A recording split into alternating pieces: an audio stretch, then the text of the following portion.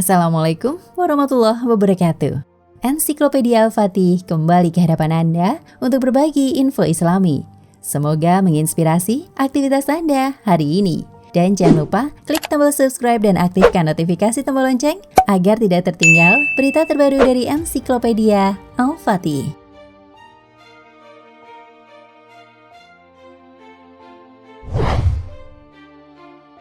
Seringkali ketika kita menengadah memandang langit malam nan indah, kemudian selintas terlihat bintang berkelebat.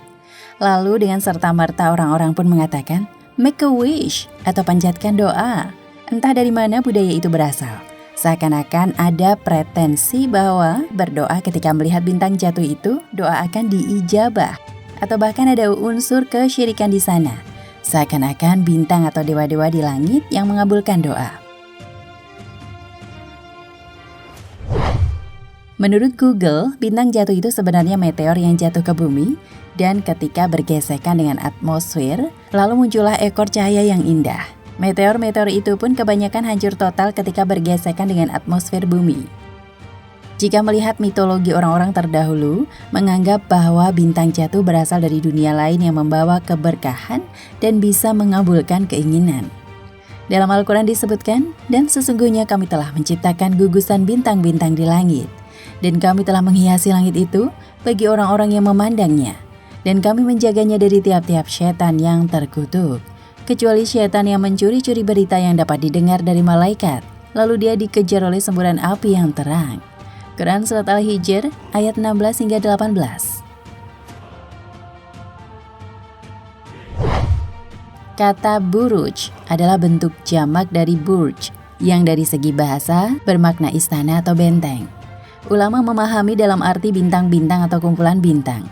Ada pula ulama yang memahami buruj sebagaimana bintang-bintang yang tampak berbentuk titik-titik, yang jika dibuat garis akan mengikuti titik-titik tersebut akan terlihat membentuk seperti binatang atau gambar tertentu.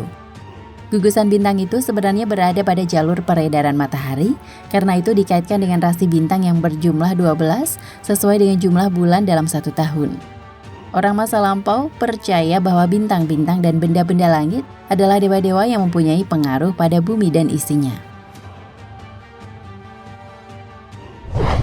Menurut mereka, posisi bintang mempengaruhi sifat dan pembawaan manusia, bahkan menentukan peristiwa-peristiwa yang dialaminya lebih jauh, juga kematiannya. Dalam Perjanjian Baru, Matius 2 disebutkan bahwa orang-orang Majusi mengetahui kelahiran Nabi Isa alaihissalam setelah melihat bintangnya di timur. Dalam ayat lain disebutkan, dan sesungguhnya kami, setan jin, telah mencoba mengetahui rahasia langit, maka kami mendapatinya penuh dengan penjagaan yang kuat dan panah-panah api. Dan sesungguhnya kami, setan atau jin, dahulu dapat menduduki beberapa tempat di langit itu untuk mendengarkan berita-beritanya. Tetapi sekarang barang siapa yang mencoba mendengarkan seperti itu, tentu akan menjumpai panah api yang mengintainya untuk membakarnya. Dan sesungguhnya kami tidak mengetahui dengan adanya penjagaan itu, apakah keburukan yang dikehendaki bagi orang yang di bumi, ataukah Tuhan mereka menghendaki kebaikan bagi mereka. Quran Surat Al-Jin ayat 8 hingga 10.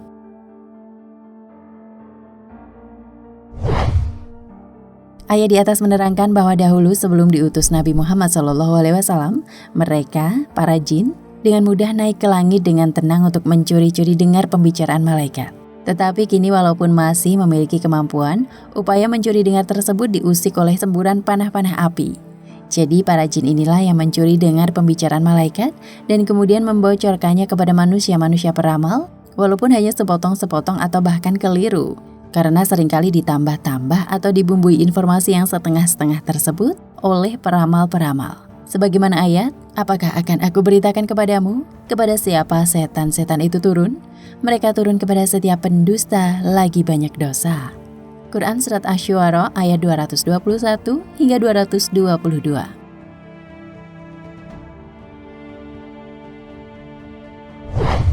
Imam Bukhari meriwayatkan melalui Abu Hurairah bahwa Rasulullah SAW bersabda, apabila Allah Subhanahu wa Ta'ala menetapkan suatu ketetapan, para malaikat merendahkan sayap mereka, pertanda tunduk pada ketetapannya, bagaikan rantai yang menyentuh batu yang halus serta takut kepadanya.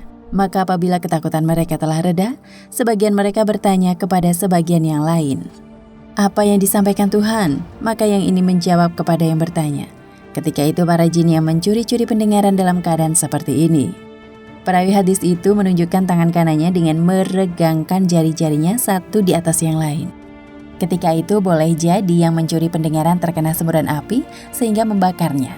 Dan boleh jadi pula ia luput dari semburannya, sehingga ia menyampaikan kepada jin yang ada di bawahnya dan akhirnya sampai ke bumi dan diterima oleh tukang sihir.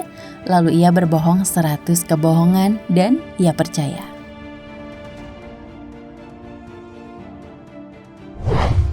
Ilmu perbintangan dimasukkan oleh Rasulullah SAW dalam bagian ilmu sihir. Siapa yang berkunjung pada peramal dan bertanya sesuatu kepadanya dan ia membenarkannya, maka sholatnya tidak diterima Allah selama 40 hari. Hadis riwayat Muslim dan Ahmad. Walaupun kepercayaan terhadap ramalan bintang tidak seperti pada zaman lampau, tetapi masih ada saja yang mempercayai bahwa bintang-bintang mempunyai pengaruh terhadap aktivitas manusia. Dalam ayat lain, Allah pun menjelaskan dalam Quran bahwa Allah telah menghias langit yang terdekat dengan hiasan, yaitu bintang-bintang, dan telah memeliharanya sebenar-benarnya dari setiap setan yang sangat durhaka. Setan-setan itu tidak dapat mendengarkan pembicaraan para malaikat, dan mereka dilempari dari segala penjuru untuk mengusir mereka dan bagi mereka siksaan yang kekal. Akan tetapi barang siapa di antara mereka yang mencuri-curi pembicaraan, maka ia dikejar oleh suluh api yang cemerlang. Quran Surat Asy-Syaffat ayat 6 hingga 10. Sesungguhnya kami telah menghiasi langit yang dekat dengan bintang-bintang, dan kami jadikan bintang-bintang itu alat-alat pelempar setan, dan kami sediakan bagi mereka siksa neraka yang menyala-nyala. Quran Surat Al-Mulk ayat 5.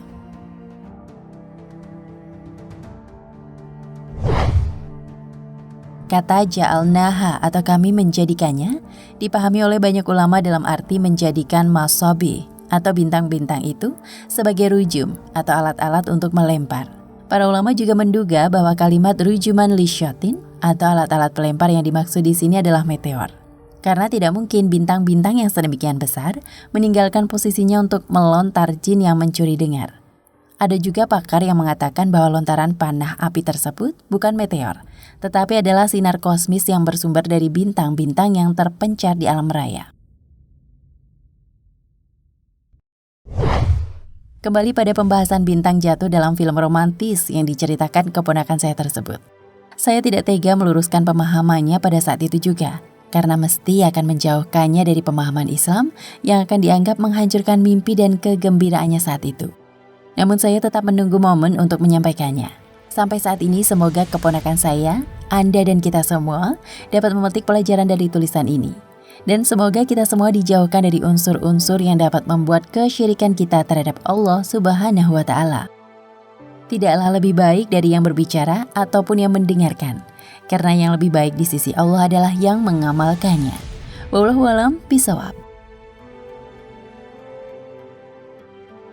Nah, pemirsa Ensiklopedia Al-Fatih, sampai di sini perjumpaan kita kali ini. Semoga menginspirasi.